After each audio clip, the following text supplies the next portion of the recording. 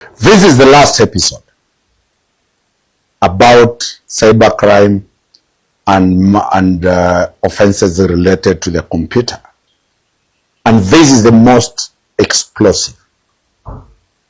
Have you erroneously sent money to somebody by M-Pesa?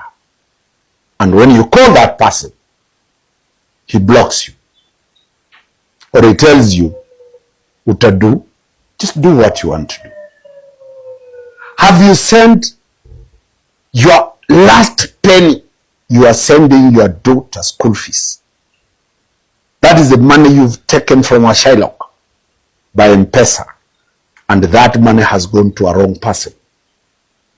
Have you tried to call Safaricom, and Safaricom tells you, sorry, the money has already left? What will you do? This is an offense under Section 35 of the Cybercrime Act, which says if you receive money, electronic money that is not intended to be yours, and you use that money, or you refuse to return that money, if your M-Pesa, the one who is receiving, has a fuliza, and the telecom captures that money, that is no defense, so long as the money is not yours. So the law says, if you receive money that is not yours, either in a bank, you get money in your account in the bank, and this money is not your salary, is not your SACCO deductions. If you get money in your M-Pesa, you wake up in the morning, you get money in your M-Pesa account, the law says you will have to confirm whether that is your money. If that money is not yours, return it. If you fail to return that money, you are committing a criminal offense under Section 35 of this Act. You will be jailed for 2 years with a fine of 200,000 shillings. So don't imagine, I know most people have sent money wrongly and they end it that way. The law says immediately you have sent somebody money wrongly, just go to the police. Report that I have sent this money to this wrong number. This is the message. The police will track, they will arrest and charge that person who received that money, and he will be fined. 2, you can also go to the civil court to recover that money, because the money that you sent is yours. The police will charge him, and you can also recover that money from the small claims court. What if that message, the person has destroyed that message? Section 36 says if he destroys that message, he will be jailed for 2 years. I'll find 200 messages. Section 37, I said this is the most explosive episode, is distribution of nude messages. Have you ever received a nude message? Have you ever been sent a message of a man who is naked? Have you ever been sent messages of women who are naked? Have you ever been sent messages or clips of people engaged in intimacy? That is an offense under Section 37, which if you are found to have sent these messages, then you will be fined Kenya shillings 200,000, or you go in for 2 years.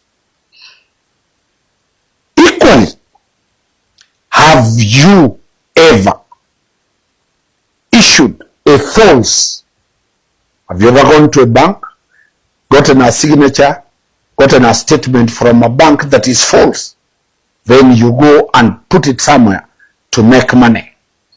Have you gone for credit facilities and gotten anything to this so that you get a loan? That is an offense. Lastly, we have dealt with offenses against a human being. What if it is a company that has done this? What if it is a big company, an entity, a corporate that has committed any of those offenses? Section 43 provides that if it is a limited company that has been found in any of these offenses, if it is a body corporate and owners of businesses, listen to this very carefully. You will not say it is an employee. The employee is not responsible for any form of cybercrime misuse that emanates from your computers in the office. If found guilty, the corporation or the limited company will pay a fine of 50 million shillings. That is a fine for the company.